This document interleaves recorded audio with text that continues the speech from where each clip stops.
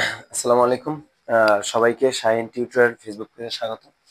তো আমরা বিগত ক্লাসে আপনাদের বোর্ড বই 85 পৃষ্ঠার খতিয়ানের কিছু অঙ্ক সমস্যার সমাধান করেছি এবং সেখানে আপনারা জানেন যে খতিয়ান হচ্ছে দুই পদ্ধতিতে খতিয়ান করা যায়। একটি হচ্ছে চলমান জের ছক, আরেকটি হচ্ছে টি ছক। তো আমরা গত 3টি ক্লাসে টি ছক পদ্ধতিতে আপনাদের খতিয়ান করিয়েছি। তো আজকের ক্লাস নম্বর হচ্ছে 4, বোর্ড বই 85 পৃষ্ঠার ওই একই অঙ্ক আমরা ওই অঙ্কটাকে চলমান জের ছক পদ্ধতিতে করাবো। অর্থাৎ গত 3টি ক্লাসে আমাদের ছিল টি ছক, আর আজকে ক্লাস করাবো আমরা চলমান জের ছক। এই দুটি পদ্ধতিতে আপনারা খতিয়ান করবেন এবং এই খতিয়ান যদি প্রশ্নে উল্লেখ করে যে চলমান জের ছক, তাহলে আপনারা চলমান জের ছক পদ্ধতিতে করবেন।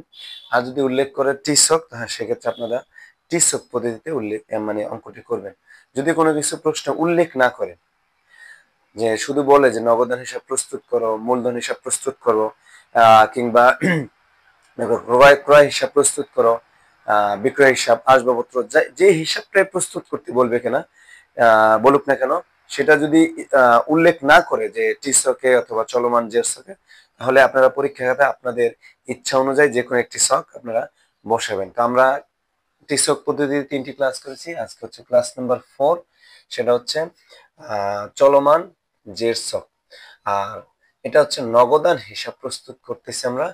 আর এটা হচ্ছে বোর্ড বই, নবম দশম শ্রেণীর বোর্ড বই, হিসাব বিজ্ঞান বোর্ড বই, পৃষ্ঠা হচ্ছে 85,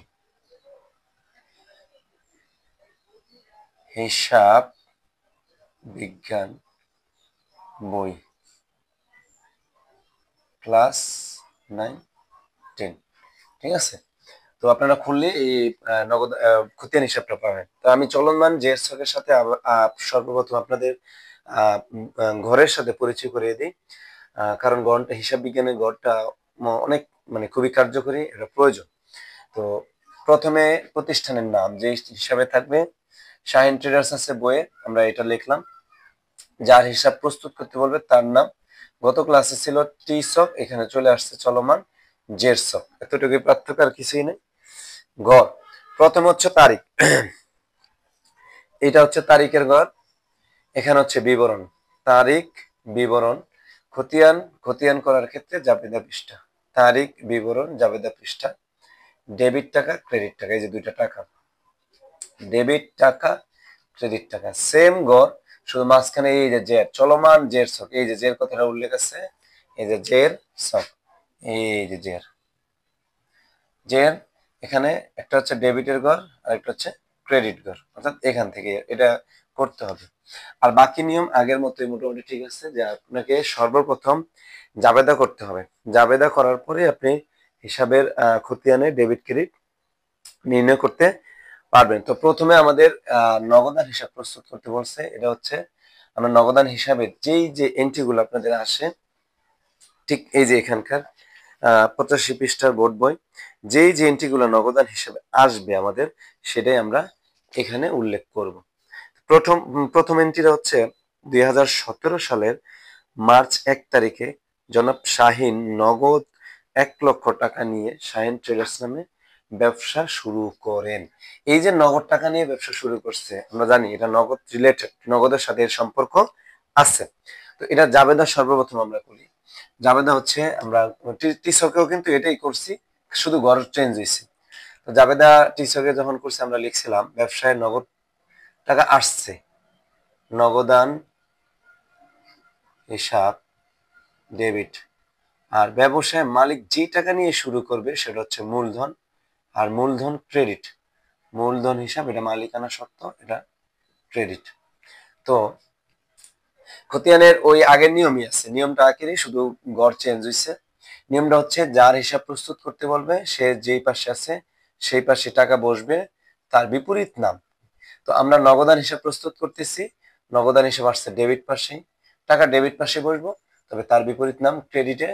মূলধন হিসাব আছে, মূলধন এটা শুধু বসবো। এটা হচ্ছে 2017, 2017 মার্চের 1 তারিখ। হ্যাঁ, তাহলে নগদান হিসাব প্রস্তুত করতে বলছে, এই যে নগদান আমরা পাইছি, বাট এটার বিপরীত নাম মূলধন। এই যে মূলধন, মূলধন হিসাব, শুধু বিপরীত নামটা লিখবেন। আর টাকা ওই যে ডেবিট আসছে, ডেবিট পাশে বলবো মূলধন হিসাব। এই যে মূলধন হিসাব, ডেবিটের বিপরীত ক্রেডিট, মূলধন হিসাব লিখছি। বাট টাকাটা কিন্তু ওই ডেবিট পাশে বলবো, যেহেতু নগদান ডেবিট আসছে। টাকা কত? 1,00,000 টাকা। এই যে ডেবিট পাশে।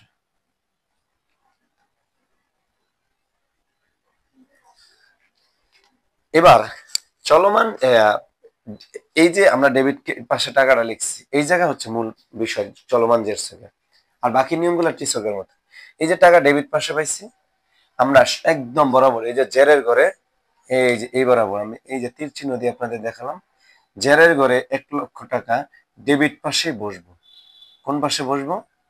ডেবিট পাশে। দেখেন আপনারা, মূলধন হিসাব, ডেবিট পাশে টাকা বসছে। এই যে জেরের দুইটা column, debit column, credit column, debit কলামে কিন্তু আমরা এই যে টাকাটা 1,00,000 বসাইছি। এবার আমাদের আছে আসবাবপত্র ক্রয়। এটাও কিন্তু আসবাবপত্র ক্রয় হিসাবে আমরা জাবেদা করি, সেটা হচ্ছে আসবাবপত্র হিসাব ডেবিট। আর ক্রয় করার ফলে আসবাবপত্র আমাদের নগদ টাকা কমছে, নগদ টাকার পরিমাণ কমছে, কমলে ক্রেডিট। তো আসবাবপত্র হিসাব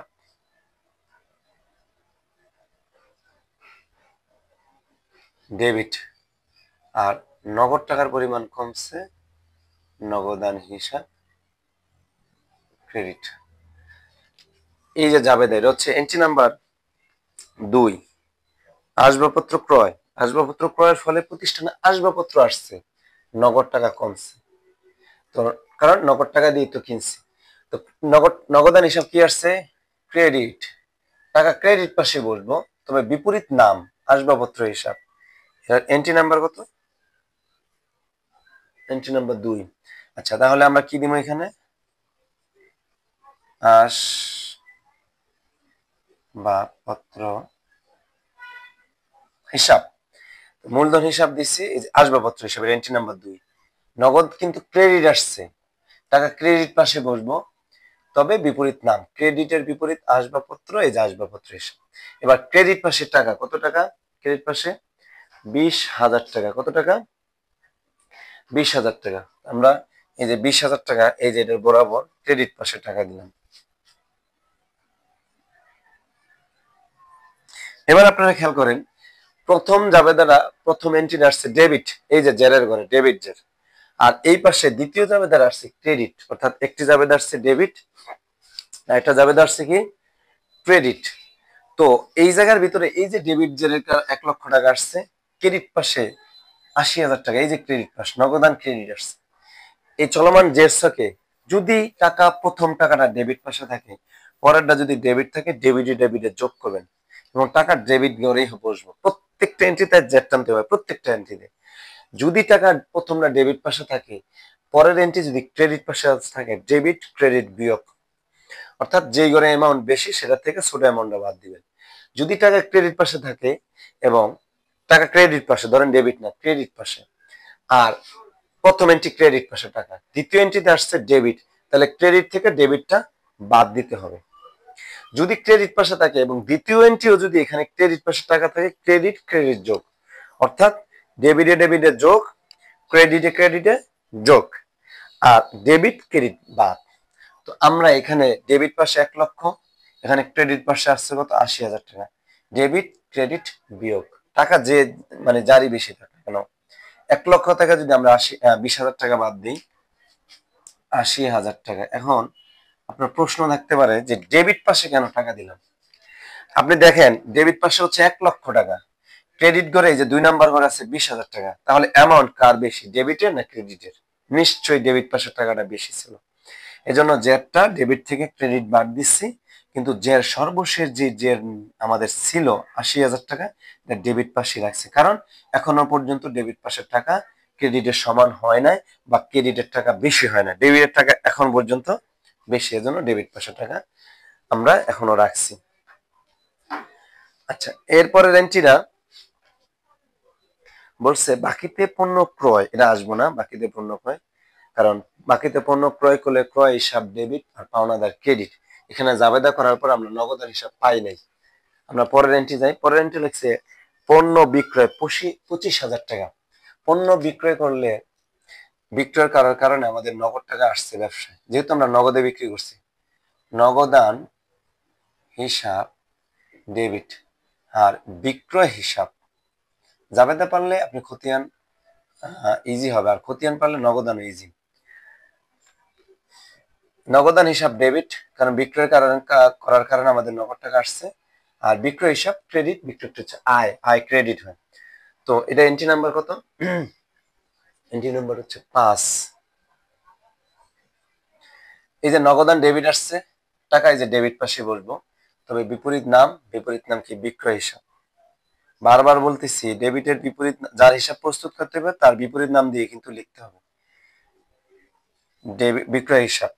কিন্তু বিক্রয় কিন্তু ক্রেডিট, আবার ক্রেডিট পাশে টাকা না, কিন্তু টাকা বসবো ঠিকই ডেবিট পাশে, কারণ নগদান হিসাব প্রস্তুত করতে বলছে, জাবেদা নগদান পাইছি ডেবিট, টাকা ডেবিট পাশে, উল্টো নাম। কত টাকা আমরা বিক্রি করছি? বাকিতে বিক্রয় 25,000 টাকা, এই যে টাকা ডেবিট পাশে, এই যে টাকা ডেবিট পাশে। এবার যেটা আপনি খেয়াল করেন, 3 নাম্বার মানে 3 নাম্বার এন্ট্রি, সরি, 25,000 টাকা কিন্তু ডেবিট পাশে।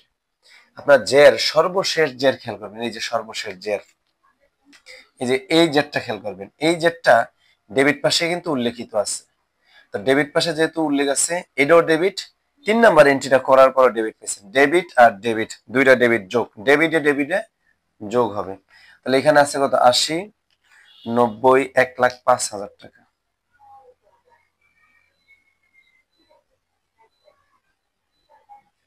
কথা বুঝতে পারছি?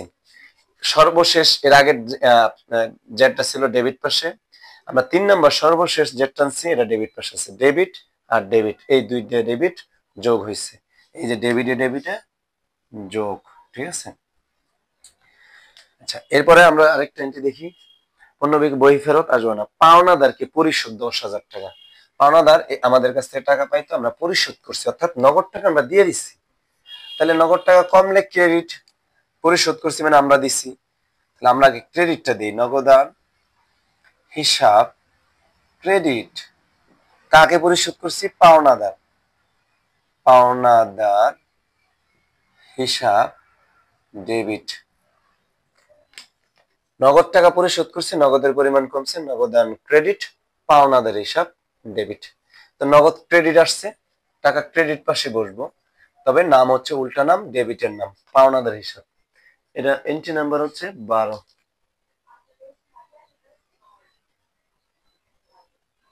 আর এই এন্ট্রি গুলা কিন্তু টিসকে আছে, টিসক আর এটা সেম, শুধু পার্থক্য হচ্ছে এই জায়গায়। পাওনাদার হিসাব, টাকা নগদ কোন পাশে বসছে? ক্রেডিট পাশে না, তাহলে আমরা টাকা ক্রেডিট পাশে দিব। কত টাকা? 10,000 টাকা। এই যে আমি এই যে এখানে দাগ দিলাম, ক্রেডিট পাশে 10,000। এবার খেয়াল করেন, আপনার সর্বশেষ আসছে ডেবিট পাশে, জেটটা আগের এন্ট্রি নেয়, 3 নাম্বার এন্ট্রি, টানার পরে ডেবিট পাশে টাকা বেশি আছে। এই জেটটা 4 নাম্বার এন্ট্রি আসছে ক্রেডিট পাশে, আমি বলছি ডেবিট যোগ, ডেবিট ক্রেডিটে বিয়োগ। এটা আছে 1,05,000, এখানে আছে 10,000। আমরা যদি 1,05,000 থেকে 10,000 বাদ দিই, আমাদের কত থাকতে পারে? 95,000 টাকা। কত টাকা? এই যে 1 লক্ষ থেকে 10,000 বাদ দিলে 90, আর 5 95। তাহলে এটা হচ্ছে সর্বশেষ ডেবিট, আগের যেটা, পরেরটা আসছে ক্রেডিট, ডেবিট ক্রেডিট বাদ, টাকা বসবো 95,000 ডেবিট পাশে। এখন কি জন্য ডেবিট পাশে টাকা বসছে? কারণ ক্রেডিট হচ্ছে 10,000, ডেবিট হচ্ছে 1,05,000, তার মানে ডেবিটটা বেশি। ডেবিটের 1,05,000 থেকে 10,000 মাত্র গেছে গা, ওই ডেবিট পাশে 95 টাকা আছে, বেশি টাকা আছে। এরপরে আছে আমাদের কত নাম্বার এন্ট্রি? পাওনাদার, ব্যাংকে হিসাব খোলা হলো। ব্যাংকে কি করছি আমরা? ব্যাংকে হিসাব করছি। ব্যাংকে হিসাব খোলার ফলে আমাদের ব্যাংক নগদ টাকার পরিমাণ কমছে, কারণ নগদ টাকা ব্যাংকে আমরা দিচ্ছি। নগদান হিসাব ক্রেডিট, নগদান হিসাব কি? ক্রেডিট, কারণ ব্যাংকে হিসাব খোলার পরে আমাদের নগদ টাকা কমছে, তবে ব্যাংকের টাকার পরিমাণ বাড়ছে। ব্যাংক হিসাব ডেবিট, সবগুলা যাবে না আছে, আপনারা বিগত ক্লাসে ওই টিসকটা দেখলেই বুঝতে পারবেন। তো নগদান হিসাব ক্রেডিট, টাকা কমছে, ব্যাংক হিসাব ডেবিট, কারণ ব্যাংকের টাকার পরিমাণ বাড়ছে। এন্ট্রি নাম্বার কত এটা? 18 নাম্বার।